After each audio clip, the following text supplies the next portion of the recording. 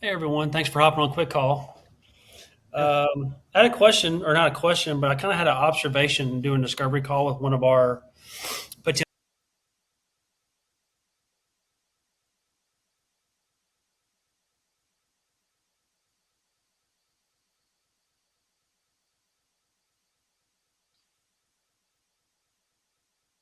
Can't hear you. I lost you. I lost you too.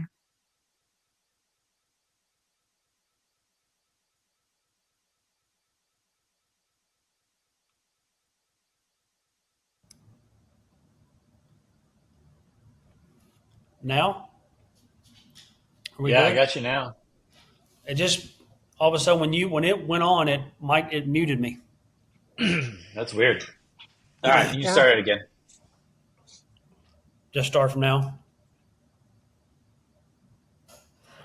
Thanks for hopping on a quick call, guys. I had a discovery meeting earlier, and the executive had something interesting to say. He he asked what type of involvement we do because consultants generally just give advice, hand over something neat put together that they use. And he's got more of a leadership issue where he's got to train his leadership. He's got to get everybody on the same page. Mm, And it's something that I think that we're going to encourage more and more of is what we are as GANI and what we provide and basically the perception of what a mhm. consultant is.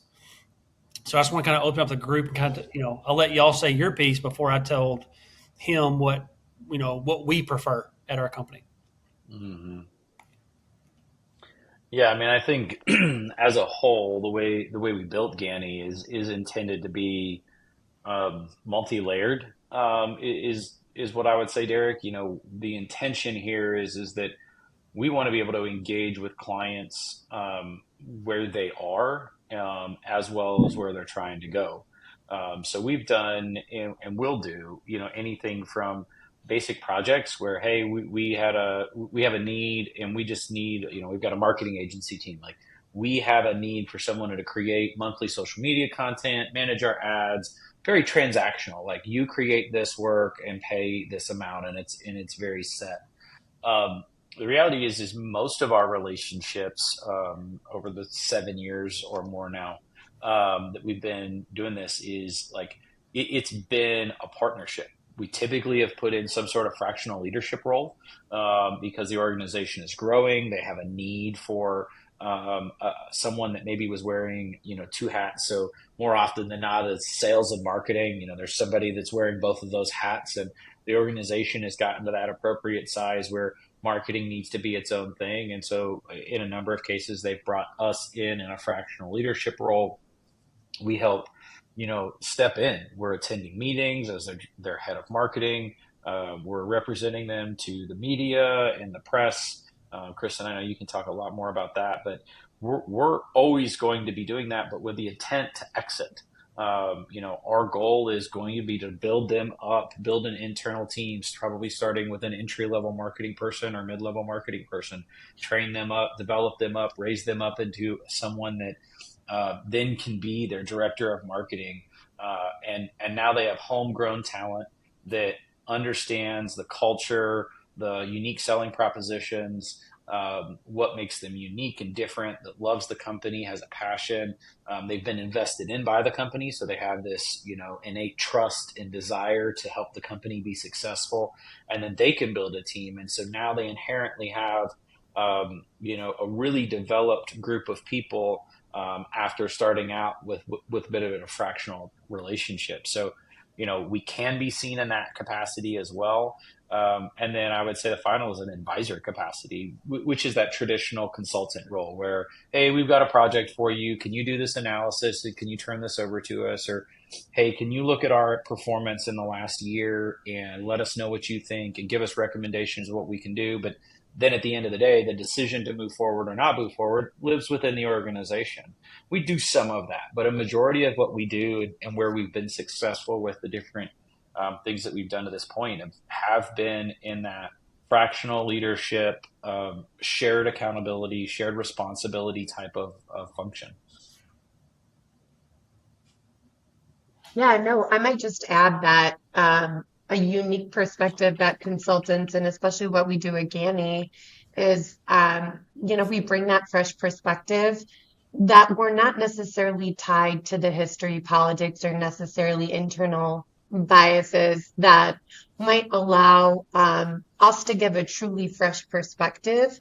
And so when we're making recommendations and we're stepping into that fractional leadership role, we really are able to offer a truly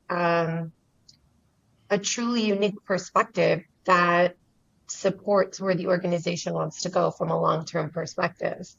I think that we've operated in a number of capacities, and it varies by client in which way we step in, but it it uniquely positions us to be able to support from multiple different perspectives and really help them navigate the change and the programs that are actually best for them.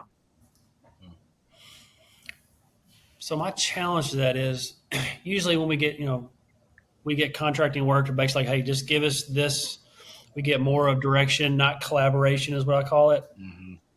The Yeah. executive's concern was that it would create more work for him or her, whoever the executives. That now I got to manage my team, but also I got to manage this firm with multiple different personalities and people.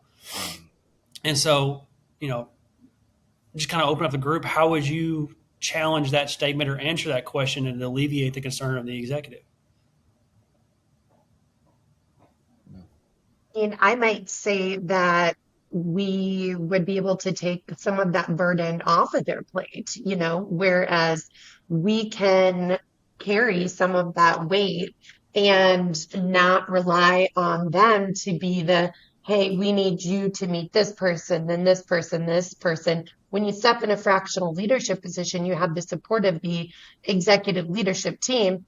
You're able to make those moves confidently and find answers for yourself or set up the right meetings in order to get the direction that you need to make a recommended next step. And it's not just relying on, can so and so coordinate a meeting with so and so schedule. A little bit of the onus and the burden can go back on the individual coming from the consulting organization that can step into that fractional position and really take some of that onus and, push forward to get things done at a more rapid pace than, then they might be faced with, having to wait for certain introductions or wait for the executive who just frankly might not have the time, space, capacity, or, external support to deal with that. Oh, that's a good point. Yeah, I think what we've seen a lot, Derek, is that if if a group is brought in and shown as a peer, right? At the end of the day, Hmm. that um, this is a additive resource to help the organization achieve the goals, and there's clarity as to how this fractional leader or team is being brought in and why their focus is on that.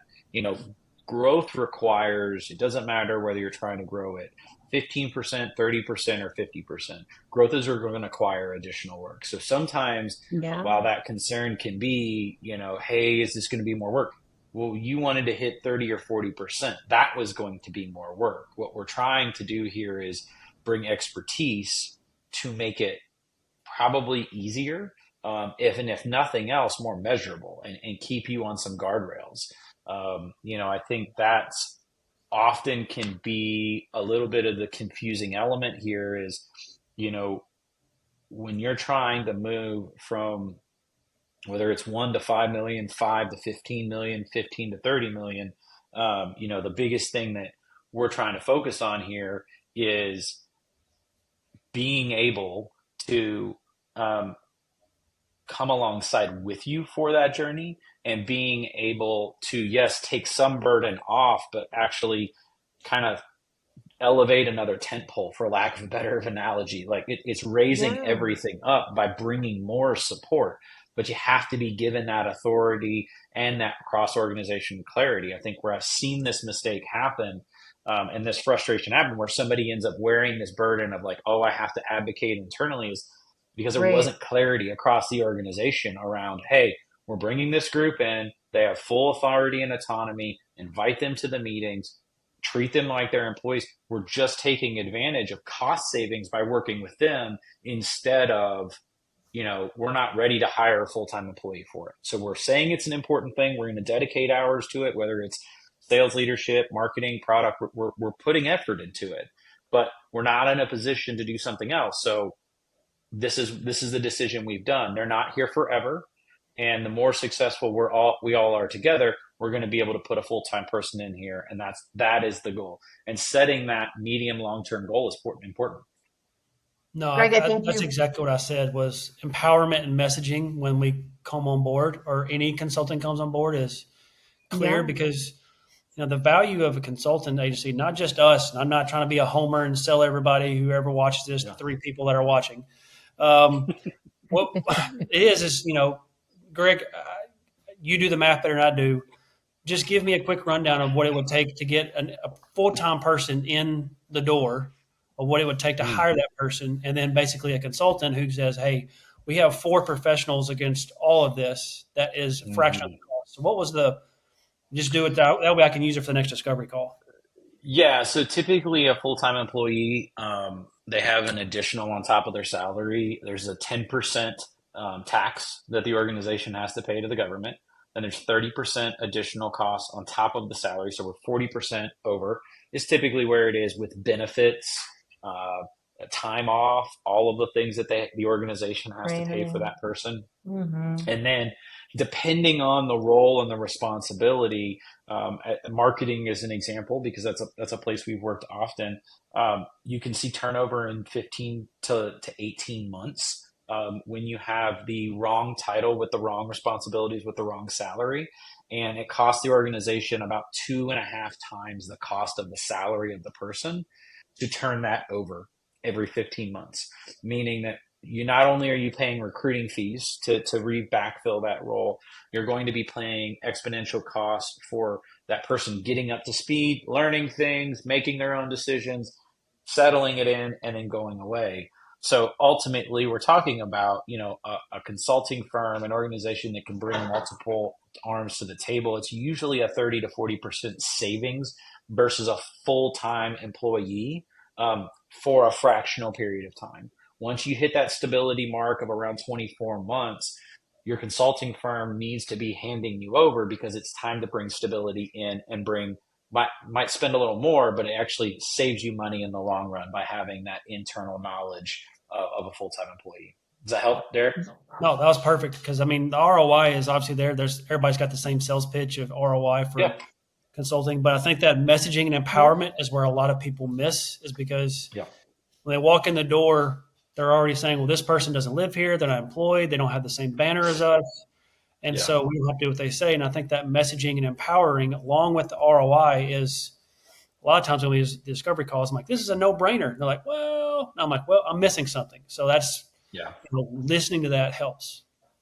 Think even just keeping in mind with if the long-term goal is to hire a leader, that fractional leaders can just serve as mentors to internal teams to help develop that next generation of leaders within the company. I mean, they can be particular valuable to organizations that are looking to build that bench strength. So with them stepping in, getting a feel for the way that things operate, they're more apt or they might be more capable to determine what that bench strength or who those right individuals might be, which makes it a stronger investment for the team looking to grow in that long-term consistent capacity, just as they continue to grow forward in the future.